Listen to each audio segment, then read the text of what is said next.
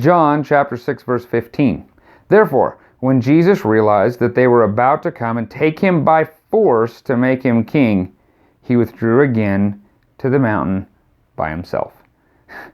So the people misunderstand. They're like, wow, we have, the Romans that are oppressing us, and we're looking for this perfect prophet, priest, king. It must be him, this guy. And so he's the best. If he were our king, we'd have everything we wanted. Maybe he'd feed us like this all the time. Let's just grab him and let's just make him be our king. And so Jesus is like, I'm not going to play this game.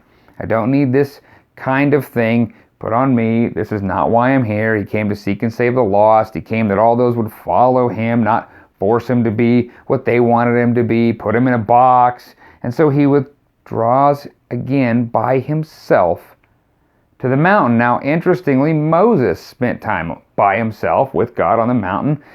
Moses didn't want to be this mega church pastor. Jesus is not wanting to be this mega church pastor or king. It just shows a fascinating humility in what Jesus is doing. He's saying, like, this is not what we're going to do. This is not how this is going to go down.